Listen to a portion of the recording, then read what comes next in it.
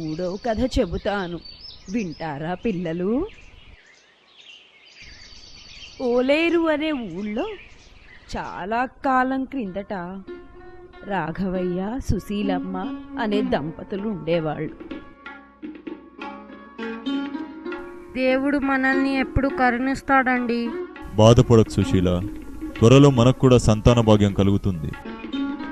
వారికి చాలా కాలంగా సంతానం కలగలేదు.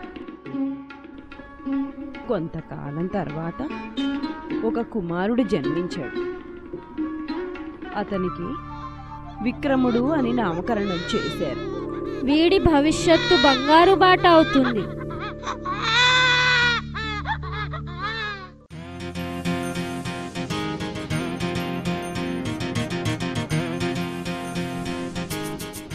పెళ్ళైన 15 సంవత్సరాల తర్వాత పుట్టడంతో విక్రముడు చాలా గారాబంగా పెరిగాడు.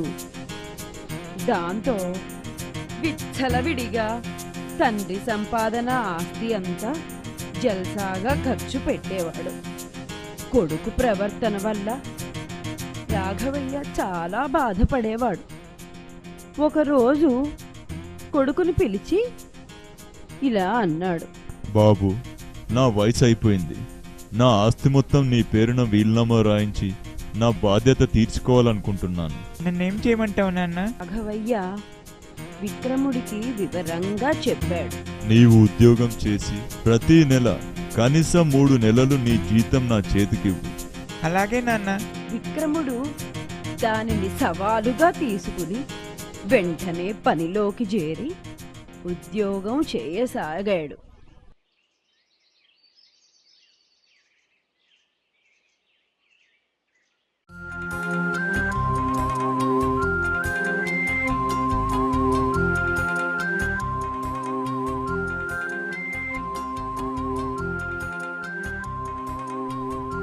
మొదటి నెల జీతం తెచ్చి తండ్రి చేతిలో సంతోషంగా పెట్టాడు. రాఘవయ్య మౌనంగా తీసుకున్నాడు. అలాగే 3 నెలలు గడిచిపోయినాయి.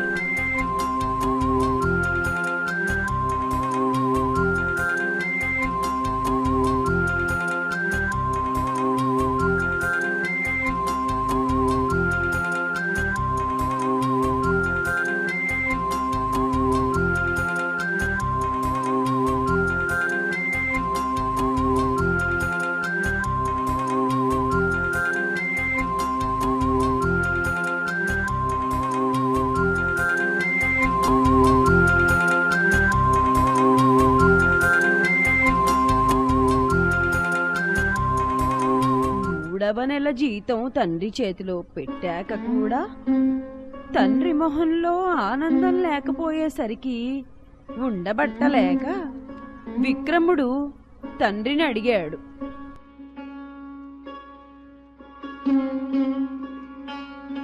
ఏమిటి నాన్న, ఎందుకలా ఉన్నావు? నేను ఇచ్చిన డబ్బు ఏం చేస్తున్నావు? దానికి రాఘవయ్య ఇలా అన్నాడు. నీవు ఇచ్చిన జీతం మన బావిలో పడేస్తున్నాను బాబు. విక్రముడు ఆ సమాధానం విని ఆశ్చర్యపోయాడు. కోపం కూడా వచ్చింది. నేనెంతో కష్టపడి సంపాదించిన డబ్బు అలా బావిలో ఎందుకు పడేశావు? అప్పుడు కొడుకుని పిలిచి ఇలా నచ్చ చెప్పాడు. శాంతించు నాయనా. నేను కష్టపడి సంపాదించిన ఆస్తిని జల్సాగా ఖర్చు పెట్టినప్పుడు నాకు కూడా కోపం వచ్చింది. తప్పు తెలుసుకున్నాను నాన్న. ఇంకెప్పుడు డబ్బు దుబారాగా ఖర్చు పెట్టను. డబ్బు విలువ తెలుసుకున్నాను. ఇక నుండి బుద్ధిగా ఉంటాను. తండ్రి నాలో మార్పు రావాలనే ఇలా చేశాడు. అలా అనుకుని విక్రముడు గ్రహించాడు. ఇప్పుడు నేను నిన్ను నమ్మగలను. నీ డబ్బంతా నా దగ్గర భద్రంగా ఉంది. ఆస్తి మొత్తం నీకు అప్పజెప్పి నేను విశ్రాంతి తీసుకుంటాను. చూశారా పిల్లలు, చెడు అలవాట్లకు డబ్బులు ఖర్చు పెట్టరాదు.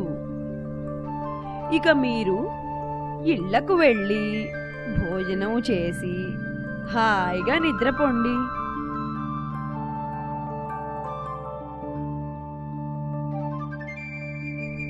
మీరు విన్న ఈ కథలోని నీతిని మర్చిపోకండి.